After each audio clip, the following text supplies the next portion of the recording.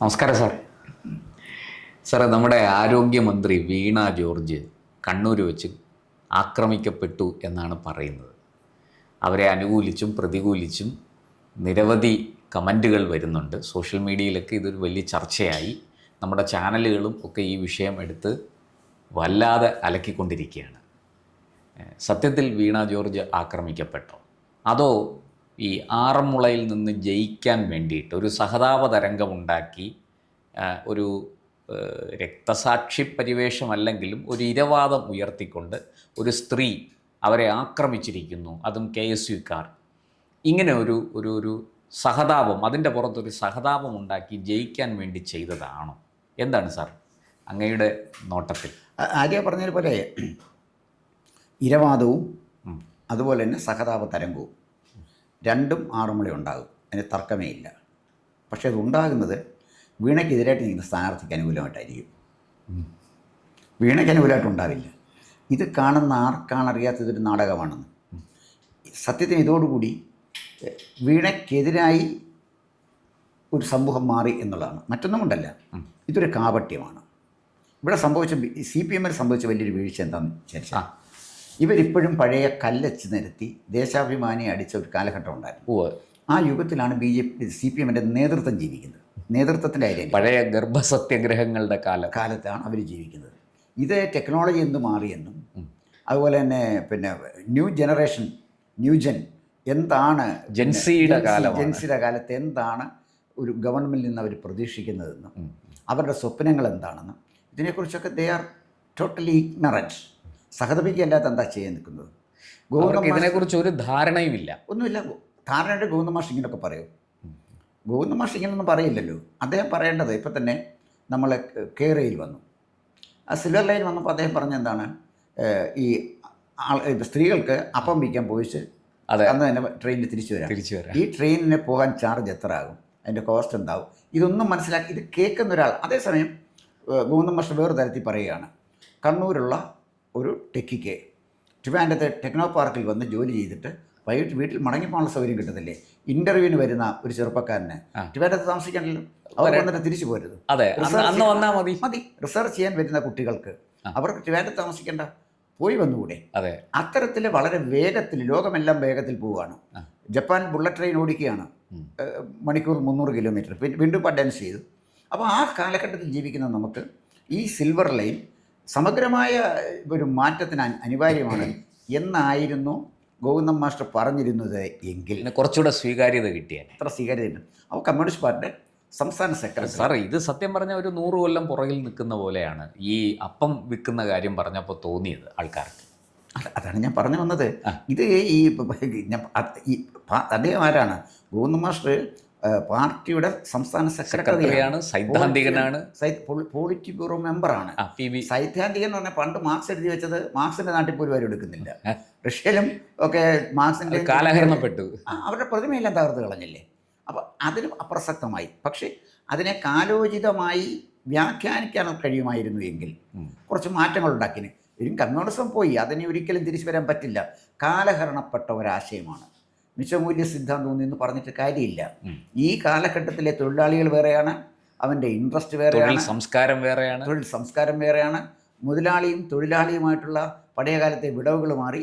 മുതലാളി ഏതാ തൊഴിലാളി ഏതാ എന്നറിയാത്ത വിധത്തിൽ ഈ ഇതുണ്ടല്ലോ, സ്റ്റാർട്ടപ്പുകൾ നമ്മുടെ ആരംഭിച്ചു ഉണ്ടാകുന്നു. അപ്പോൾ ഇത് പഴയ മിച്ചമൂല്യ സിദ്ധാന്തം പറഞ്ഞുകൊണ്ടിരുന്നിട്ട് വല്ല കാര്യമുണ്ട്? അവരിപ്പോഴും ആ യുഗത്തിലാണ് ജീവിക്കുന്നത്. അതിൻ്റെ ഭാഗമാണ് ഈ വീണ ജോർജിനെ ആക്രമിക്കപ്പെട്ടു. ഉദാഹരണത്തിന് അതാണല്ലോ ആര്യ ചോദിച്ചത്. ഞാൻ ആ വിഷ്വലെല്ലാം കൃത്യമായി കണ്ടതാണ്. അവിടുന്ന് വീണ ജോർജ് ഇറങ്ങി വരുന്നു, റെയിൽവേ സ്റ്റേഷനിൽ കൂടെ നടന്നു വരുന്നു. എത്രയോ ദൂരെ നിന്നാണ് ഈ 4 ചെറുപ്പക്കാർ കരിങ്കൊടി കാണിക്കുന്നത്.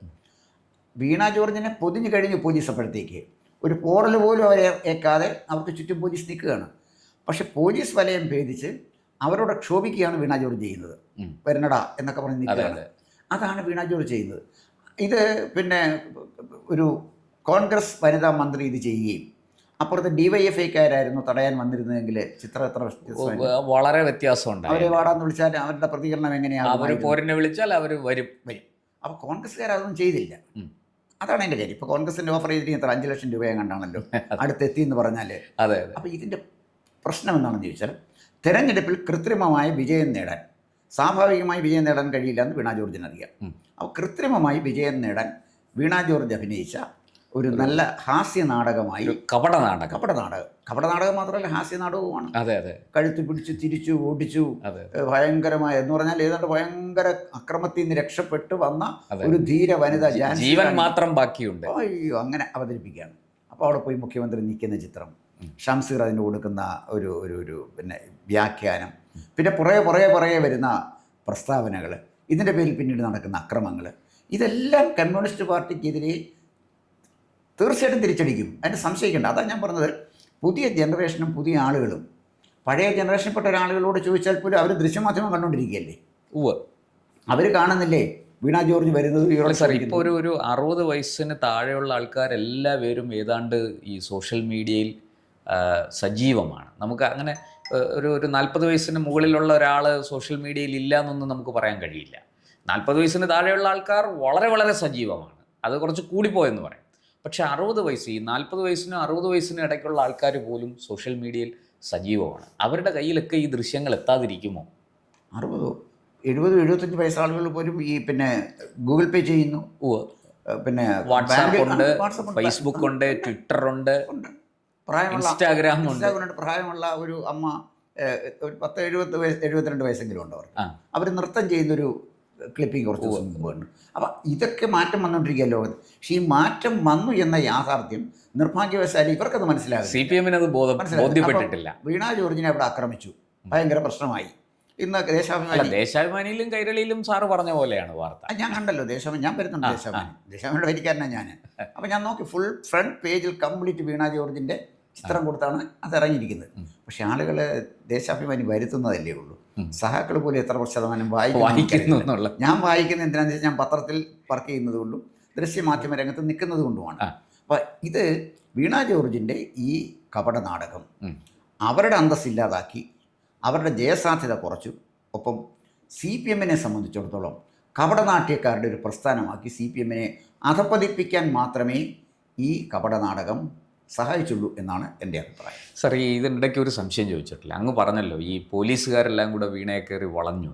ആ പോലീസുകാർ വളഞ്ഞ സമയത്ത് ഇവർ ഈ KSUക്കാരെ വെല്ലുവിളിക്കുന്നു, പോരിനെ വെല്ലുവിളിക്കുന്നു. ഈ സമയത്ത് പോലീസ് ഇവരെ വളയുകയും തടയുകയും ചെയ്തു. ഇവർ ആ പോലീസ് വലയം ഭേദിച്ച് അങ്ങോട്ട് പോകാതിരിക്കാൻ വേണ്ടി തടഞ്ഞു. ആ സമയത്ത് എങ്ങനെ ഈ പോലീസുകാരുടെ കൈ വല്ലതും കൊണ്ട് ഇവർക്ക് ഈ ചെറിയ ഉളുക്കോ ചതവോ വല്ലതും പറ്റിയതാണോ ഇനി ഈ പറയുന്നത് പോലെ? അങ്ങനെ എന്തെങ്കിലും സംഭവിച്ചിട്ടുണ്ടെങ്കിൽ ഒരാൾ പോലീസ് വലയം ഭേദിച്ച് പോകാൻ ശ്രമിക്കുന്നു, മന്ത്രിയാണല്ലോ അവർ തടയുന്നത്, വളരെ ബഹുമാനത്തോടെ അവർ തടയുകയുള്ളൂ. അപ്പോൾ വളരെ സൂക്ഷ്മതയോടെ ചെയ്യത്തുള്ളൂ. അപ്പോൾ അവരവിടെ പോയി അവരുടെ ജീവൻ അപകടം ഉണ്ടാകരുത് എന്ന് പോലീസ് ധരിക്കുന്നുകൊണ്ടാണല്ലോ അത് ചെയ്യുന്നത്. അപ്പോൾ ആ ഒരു പക്ഷേ അതിനിടയിൽ അവരുടെ കയ്യിലിരിപ്പ് കൊണ്ട് ഇനിയും പെടലിക്ക് വല്ല വേദനയോ നടുവുളുകോ ഒക്കെ ചെയ്തെങ്കിൽ അത് അവരുടെ കയ്യിലിരിപ്പ് കൊണ്ട് സംഭവിച്ചതല്ലാതെ ഈ ആക്രമവുമായിട്ട് യാതൊരു KSUക്കാർക്ക് ഇതിൽ യാതൊരു പങ്കുമില്ല. അത്രയേ ഉള്ളൂ. സംഭവിച്ചുവെങ്കിൽ, പെടലിക്ക് എന്തെങ്കിലും സംഭവിച്ചെങ്കിൽ അത് സ്വന്തം ഭാഗത്തു നിന്നുണ്ടായ വീഴ്ച കൊണ്ട് മാത്രം പറ്റിയതാണ്.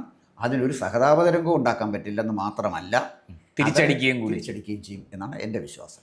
അപ്പോൾ ആറന്മുളയിൽ വാസ്തവത്തിൽ വീണയ്ക്ക് വെളുക്കാൻ തേച്ചത് പാണ്ടായി. ആറന്മുള സീറ്റിൻ്റെ കാര്യത്തിൽ ഒരു തീരുമാനമായി.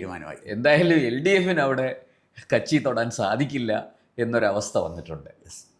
നമുക്കെന്തായാലും ഈ പറഞ്ഞതുപോലെ ഇനി കൂടുതൽ ഇത് സംബന്ധിച്ചിപ്പോൾ പോലീസ് എന്തായാലും അന്വേഷണവും കാര്യങ്ങളും ഒക്കെ നടക്കും. പക്ഷേ ജനങ്ങളുടെ കണ്ണിൽ പൊടിയിടാൻ സാധിക്കില്ല. ഇത്ര വ്യക്തമായി ദൃശ്യങ്ങൾ പുറത്തു വരികയും അവിടെ പോട്ടെ, ഇനിയിപ്പോൾ അവിടെ കൂടി നിന്ന ആൾക്കാരുടെയും മറ്റു ചാനലുകളുടെയൊക്കെ ദൃശ്യങ്ങളിൽ എന്തെങ്കിലുമൊക്കെ തട്ടിപ്പുണ്ടെന്ന് പറയാം. പക്ഷേ റെയിൽവേയുടെ CCTV ക്യാമറയുണ്ടല്ലോ, അതിനകത്ത് മായം ചേർക്കാൻ പറ്റില്ലല്ലോ, അതിനകത്ത് വെള്ളം ചേർക്കാൻ സാധിക്കില്ല. അതുകൊണ്ട് ആ ദൃശ്യങ്ങളിൽ പോലും ഇങ്ങനെ ഈ അങ്ങ് പറഞ്ഞതുപോലെ KSUക്കാർ ഇവരുടെ അടുത്തേക്ക് ചെല്ലുന്നതായിട്ട് ഒരു ദൃശ്യങ്ങളും ലഭിച്ചിട്ടില്ല. ഇനിയിപ്പോൾ കൂടുതൽ അന്വേഷണം നടക്കട്ടെ. പറഞ്ഞതുപോലെ വീണ കുറേ കൂടി അവധാനതയോടെ ഈ ഇത്തരം നാടകങ്ങൾ സ്ക്രിപ്റ്റ് ചെയ്യുമ്പോൾ കുറേ കൂടെ അവധാനതയോടെ, സൂക്ഷ്മതയോടെ, ശ്രദ്ധയോടെ ഇത് സ്ക്രിപ്റ്റ് ചെയ്യുകയും അത് നല്ല ആ ചെയ്ത സ്ക്രിപ്റ്റിന് അനുസരിച്ച് തന്നെ അത് അവതരിപ്പിക്കുകയും ചെയ്താൽ ഒരു പക്ഷേ എന്തെങ്കിലുമൊക്കെ രക്ഷ ഉണ്ടായേക്കാം. നന്ദി, നമസ്കാരം. കൂടുതൽ വാർത്തകളും വിശേഷങ്ങളും നേരിട്ട് ലഭിക്കാൻ ജനങ്ങളിൽ നിന്ന് ജനങ്ങളിലേക്ക് ജനഭൂമി ന്യൂസ് സബ്സ്ക്രൈബ് ചെയ്യൂ. ബെൽ ബട്ടൺ അമർത്താനും മറക്കരുത്.